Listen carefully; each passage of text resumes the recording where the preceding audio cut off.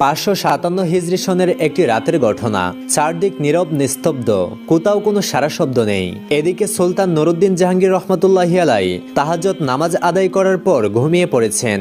এমত অবস্থায় হঠাৎ তিনি স্বপ্নে দেখলেন স্বয়ং রাসূলুল্লাহ সাল্লাল্লাহু আলাইহি ওয়াসাল্লাম তার কামরায় এসে উপস্থিত হয়েছেন। তিনি কোনো ভূমিকা ছাড়াই দুইজন নীল চক্ষু বিশিষ্ট লোকের দিকে ইঙ্গিত করে বললেন, হে নুরুদ্দিন মাহমুদ, এরা দুজন আমাকে খুবই বিরক্ত করছে। এই দুইজন থেকে তুমি আমাকে মুক্ত করো। এই ভয়াবহ স্বপ্ন দেখে নুরুদ্দিন জাহাঙ্গীর রহমতুল্লাহি আলাই অত্যন্ত ভীত সন্তুষ্ট হয়ে ঘুম থেকে জাগ্রত হলেন এবং বিমূঢ় হয়ে গোটা কক্ষে পায়চারি করতে লাগলেন। সাথে সাথে তার মাথায় বিভিন্ন প্রকার চিন্তা ঘুরপাক খেতে লাগলো। তার হৃদয়ে অনেক প্রশ্ন জন্ম নিল এবং হাজার রকমের প্রশ্ন তিনি ভাবতে লাগলেন। আল্লাহ রাসূল সাল্লাল্লাহু আলাইহি ওয়াসাল্লাম তো এখন কবরের জীবনে, তার সাথে অভিশপ্ত ইহুদিরা এমন কি ষড়যন্ত্র করতে পারে? কি হতে পারে তাদের চক্রান্ত? এরা কি রাসূল আকরাম সাল্লাল্লাহু আলাইহি ওয়াসাল্লামের কোনো ক্ষতি করতে চায়? তারা কি চায় পরজীবনেও নবীজির সাথে ষড়যন্ত্রে লিপ্ত হতে? তাছাড়া আমাকে দুইজন ইহুদির চেহারা দেখানো হলো কেন? শয়তান তো আল্লাহর নবীর রূপ নিয়ে আসতে পারে না। তাহলে কি আমি সত্যিই সত্য স্বপ্ন দেখেছি? এসব ভাবতে ভাবতে সুলতান নুরুদ্দিন রহমতুল্লাহি আলাই অস্থির হয়ে পড়লেন। তিনি অজু গোসল সেরে আবার 2 রাকাত নামাজ আদায় করলেন। তারপর মহান আল্লাহ রাব্বুল আলামিনের দরবারে ক্রন্দনরত অবস্থায় অনেকক্ষণ মোনাজাত করলেন। কারণ সুলতানের কাছে তখন এমন কেউ ছিল না যার সাথে তিনি পরামর্শ করবেন।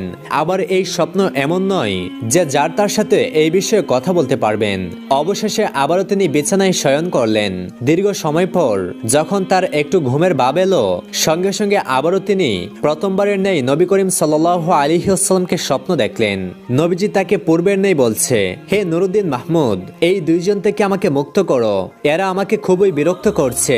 এবার নুরুদ্দিন জাহাঙ্গীর রহমতুল্লাহি আলাই আল্লাহ বলতে বলতে বিছানা থেকে উঠে বসলেন। তারপর কোথায় যাবেন, কি করবেন কিছুই ঠিক করতে না পেরে দ্রুত ওযু শেষ করে জায়নামাজে দাঁড়িয়ে 2 রাকাত নামাজ আদায় করলেন এবং দীর্ঘ সময় অশ্রুসিক্ত নয়নে দোয়া করলেন। এভাবে অনেক সময় গেলেও রাতের অনেক অংশ তখনও বাকি ছিল। সমগ্র পৃথিবী যেন কি এক বিপদের সম্মুখীন হয়ে নিঝুম হয়ে আছে। কি এক মহা বিপর্যয় যেন পৃথিবীর বুকে সংগঠিত হতে যাচ্ছে। কঠিন বিপদের ঘটনা যেন চতুর্দিকে ছড়িয়ে পড়েছে।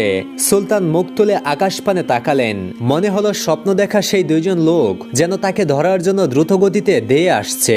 তিনি সেই 2 ব্যক্তিকে হৃদয়ের মণিকোঠা থেকে সরানোর চেষ্টা করলেন, কিন্তু কিছুতেই তা সম্ভব হলো না।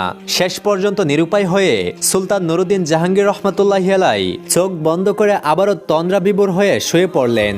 শোয়ার পর তৃতীয়বার তিনি একই ধরনের স্বপ্ন দেখলেন।